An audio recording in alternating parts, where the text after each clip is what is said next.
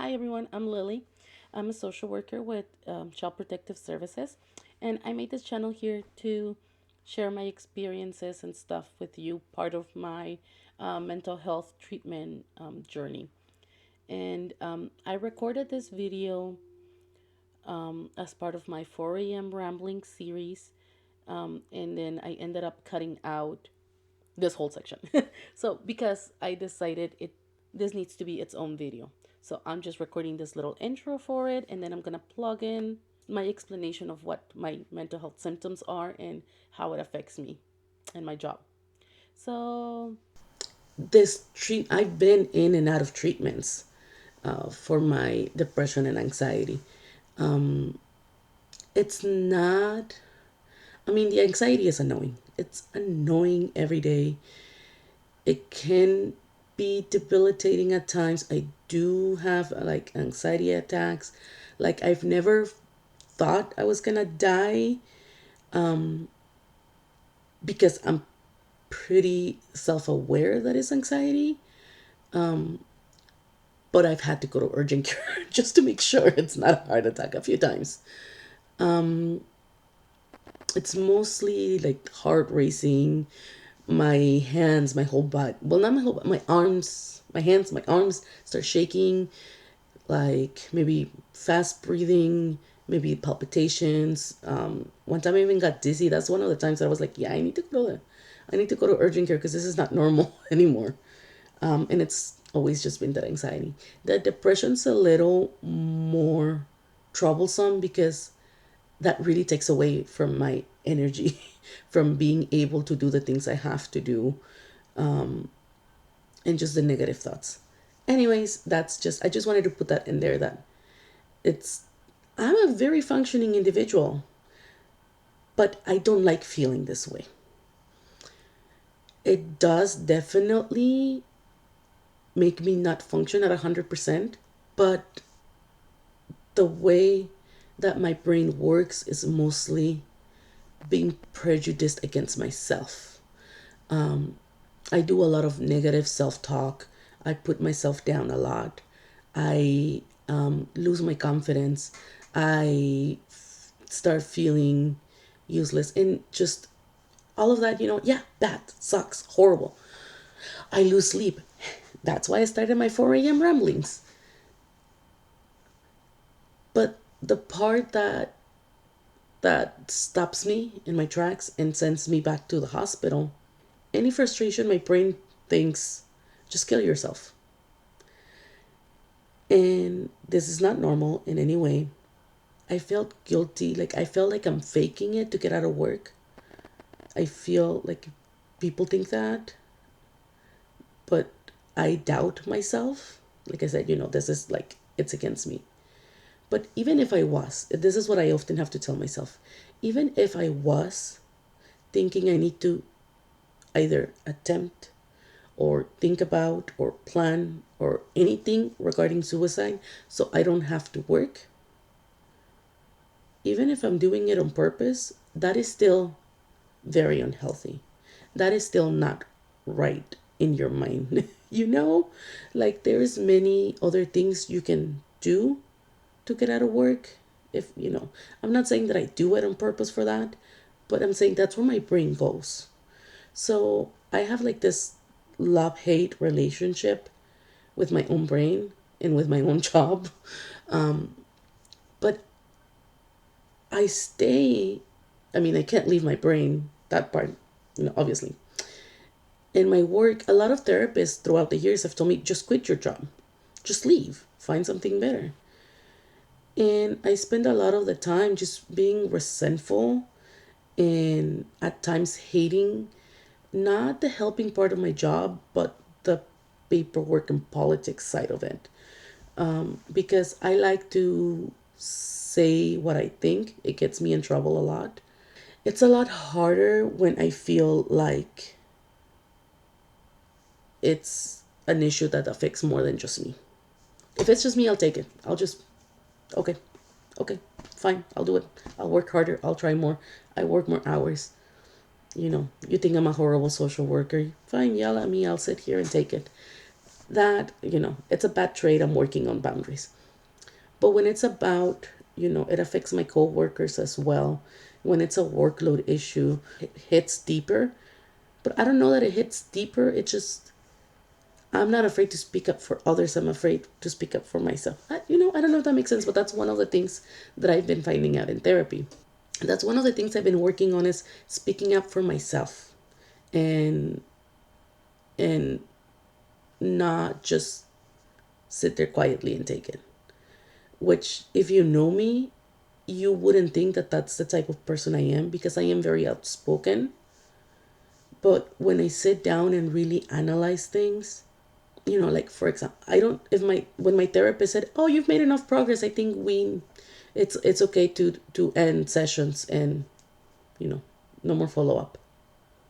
And I say, "Okay, you know she's a professional, she's helped me all she can." No, no, that's not okay.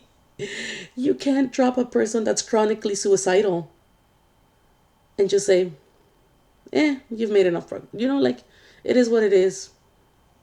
you know you can definitely say, in this setting, this is the most that I can help you. Here are some resources so you can do some more follow up work. This is what my recommendation for you is. Not just like, okay, we're done.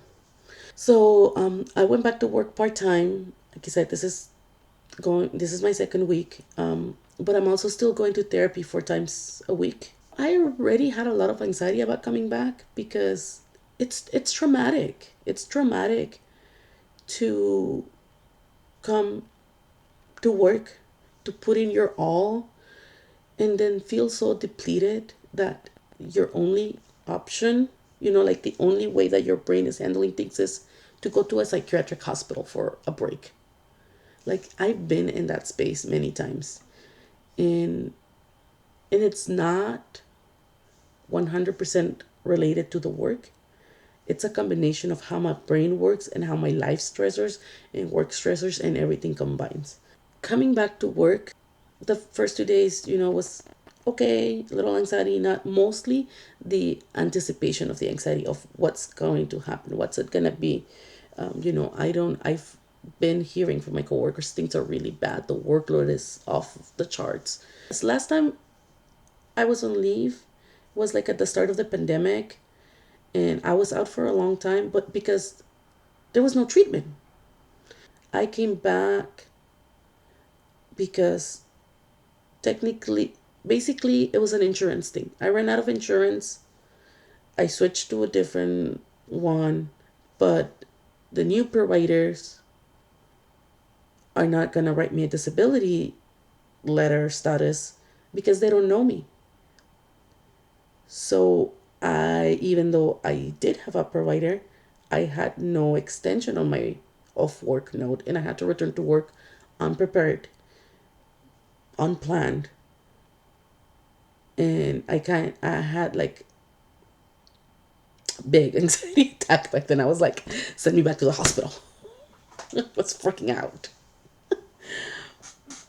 But instead, they gave me like an extra week off at the ER so that I could go to um, like a quick crisis treatment. It was just to like calm yourself down, get yourself back in. Like, I could have, I guess it was supposed to be like, oh, let's look, connect you to some treatment, to some options. But at the end of the day, like, nobody would write me that note to be off work, so I had to come back. Back then, the response I got was, when I said, I'll come back, I'll show up, I'll do the work, I am not at 100%. I like never felt like I got better. My anxiety was still through the roof.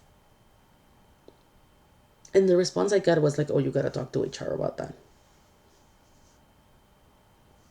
Left it at that, because at that point, I don't know how to speak up for myself. Now, fast forward, next year, they're bringing this up again. I often feel like I'm not welcomed at my job, not by my supervisor. Just that's just like, this is not, I've been told that's not the place for me. I've been told I'm never going to promote in that office. I've been told I have an attitude problem and I need to go to training about it. Um, I've been told I'm not allowed around the new people because they don't want to scare away the newbies. It's hard because I put my all into this work. And now I'm going in a whole other tangent.